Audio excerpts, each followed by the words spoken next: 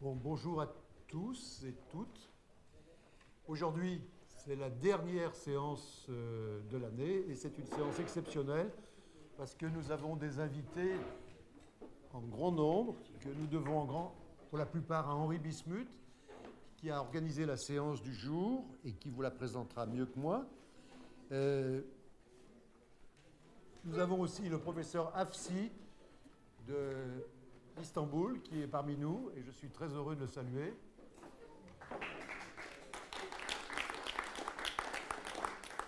Alors, je dois malheureusement commencer par vous informer d'une triste nouvelle.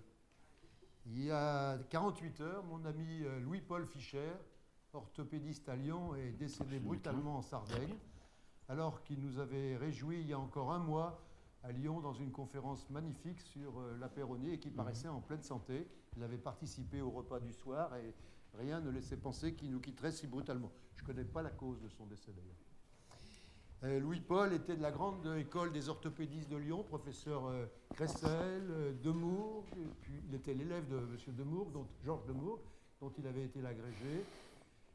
J'ai eu la chance de le connaître beaucoup puisque j'ai travaillé avec lui sur les premières questions d'internat après la réforme dans un journal que certains d'entre vous connaissent peut-être, qu'on appelait les Cahiers médicaux lyonnais, ou aussi on les appelait l'oral. C'était très bien iconographié. Et nous faisions ensemble le soir des questions, on était un groupe de 4. Voilà, et je suis extrêmement triste. On devrait prononcer prochainement son éloge parmi nous, si vous voulez respecter une seconde. Silence.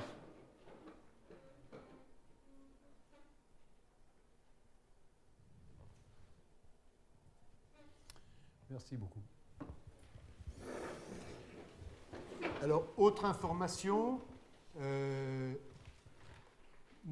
certains d'entre vous le savent déjà, notre secrétaire administrative Constance Smith va nous quitter dans le mois de juillet. Elle va partir sous d'autres cieux, je crois dans la région du Portugal. Plusieurs raisons l'attirent à Lisbonne. Et nous avons, moi et d'autres, travaillé beaucoup sur chercher une remplaçante. Aujourd'hui, la remplaçante pressentie est là parmi vous. Pascal est là. Et qui va rester avec nous pour travailler pendant la période intermédiaire avec Constance pour se mettre au courant. Voilà les informations qu'il fallait donner.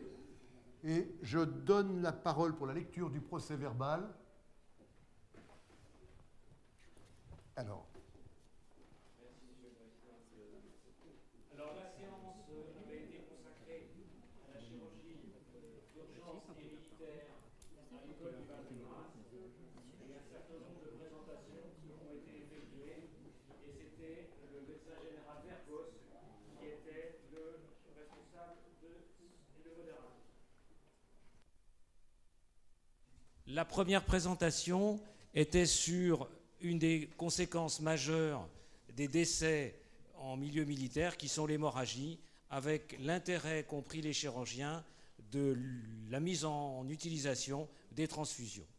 Et donc, dans cette table ronde, ont présenté messieurs Ribardière, Germain et Laburte-Torla.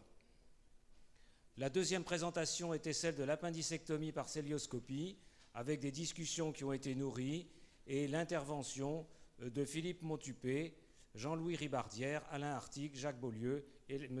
Yves Laburte-Torla. La troisième présentation était dans le domaine urologique, avec les confrontations de formation des chirurgiens dits viscéraux qui sont en fait vasculaires et qui sont en fait urologues.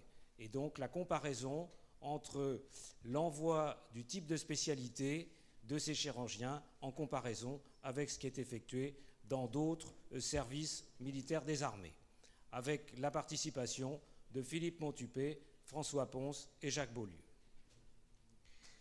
La quatrième est très originale, c'est un petit peu de la chirurgie expérimentale, mais qui est déjà appliquée en technique, qui n'est pas encore brevetée, et qui est un système de contrôle de l'hémorragie avec un dispositif en dépression et hémostatique avec un produit coagulant et qui donne des résultats qui nous ont paru intéressants avec le temps de temporiser ou de transporter le malade et d'avoir un chirurgien spécialisé, notamment dans les plaies du cœur.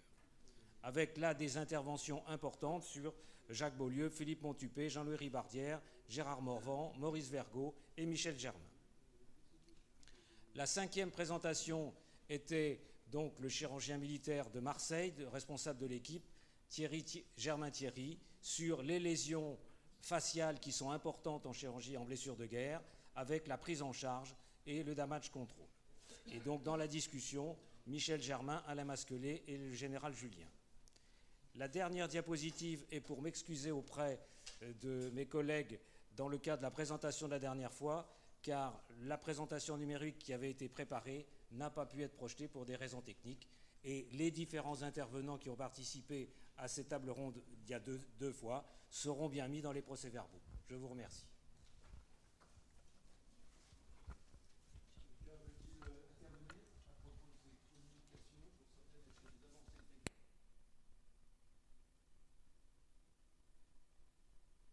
Alors on va commencer la séance du jour.